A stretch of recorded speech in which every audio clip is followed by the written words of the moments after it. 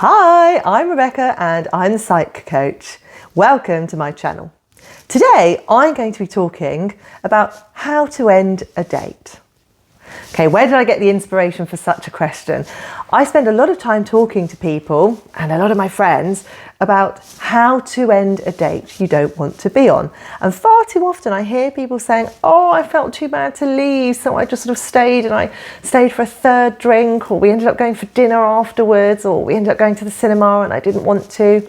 So I'm going to give you some tips on how to end a date, because if you can end dates you don't want to be on, you will be far more efficient with your dating. You will save time. It will give you an hour or two back, so you can actually go home and start swiping, liking, or doing whatever it is on your online dating to actually generate more dates for people you are interested in.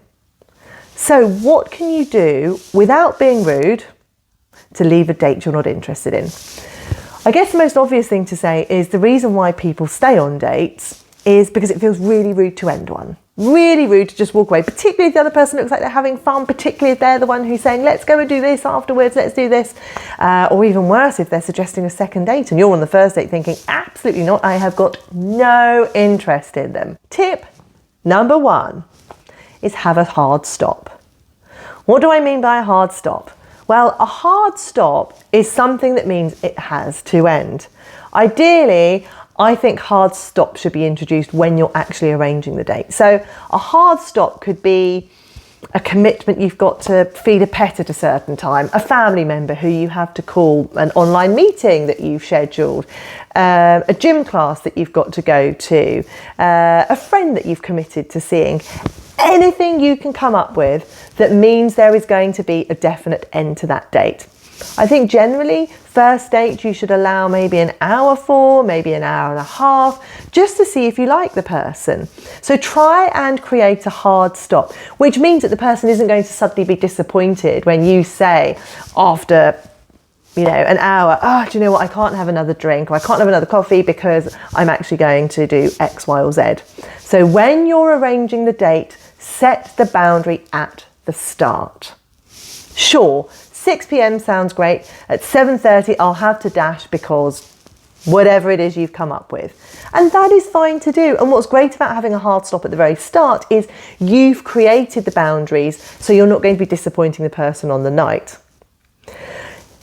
And I can always hear you sort of thinking this, yeah, but what if I'm having a good time? Then I've gone and sort of put a hard stop to a date that I actually want to continue.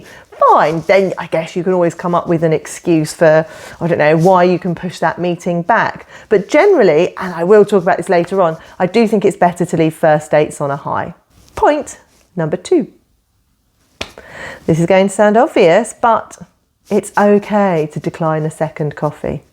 It's okay to say no thank you to another drink. It's okay to say, I don't fancy going on for dinner.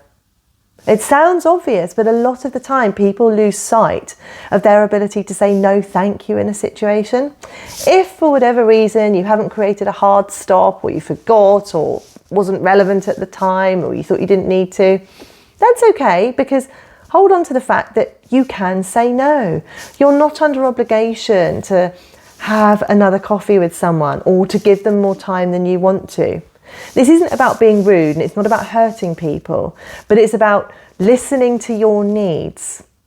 And if you need to give yourself permission to say no thank you to another half hour or another 45 minutes or another hour with someone, you can do that.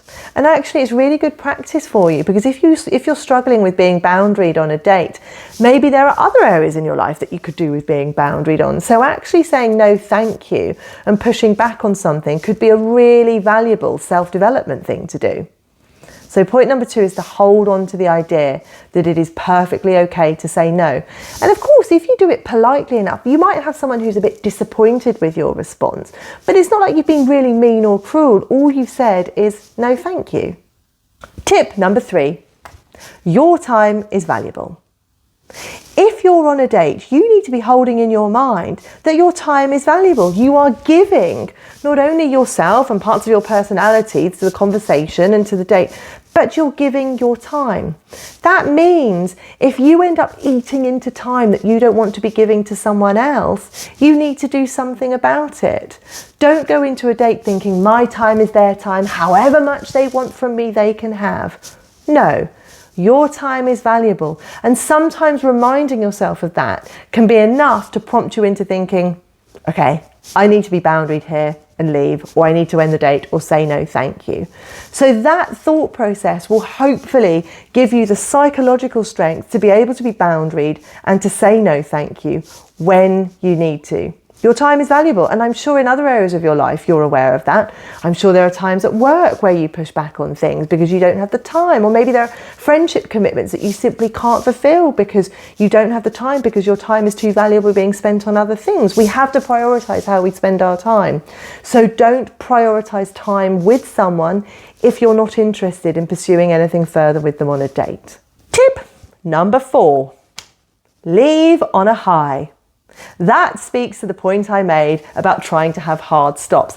Even if you're enjoying yourself, there is a value in having a hard stop to a date, because even if you're on it and you're thinking, I'd love for this to continue, I'd love for it to go on until 9, 10, 11, midnight, whatever it is, I'd love to go on to have a few more drinks with them into a restaurant. Actually, there is a benefit in still having a hard stop, because what happens when you leave on a high? You want more of it. And sure, I'm sure that plenty of you are thinking, but if I'm having a good time on a first date, I can leave on a high 4 hours later. But you can have too much of a good thing. There's something nice about being excited about the next date, holding back a little on the first date. And that's where the value comes, in leaving on a high. And even if you don't want to implement your hard stop, there could be a benefit to doing that. So do focus on the benefits of leaving and letting you and the other person want more. Tip number 5, follow up with a text afterwards about what your desires are. Given the fact that I've been talking to you about how to end dates you don't want to be on, my guess is that the texts you're going to be sending to that person afterwards are going to be along the lines of, thanks, but no thanks. It's really important that you do that. It's standard dating etiquette. And I know the rationale for some people ghosting is because they say to me, well, it actually feels better to ghost someone than to say, I'm not interested in you. But in my experience, and I'm sure plenty of you can relate, ghosting is painful. It leaves so many unanswered questions, and it often leaves people wondering, is there something I did wrong? Or is the door open? Can the door be left open? And will they follow up with a request to see me again at some point? So you need to be clear. Standard dating etiquette. If you don't want to date someone after you've just seen them the first time, then follow up with a message afterwards saying, it was great to see you, but that isn't for me. It's kind, even though it feels mean at the time. Far better than the alternative. So if you enjoyed listening to today's video, hit the like button, subscribe to my channel, and I will give you plenty more tips on how psychology can help you in day-to-day life.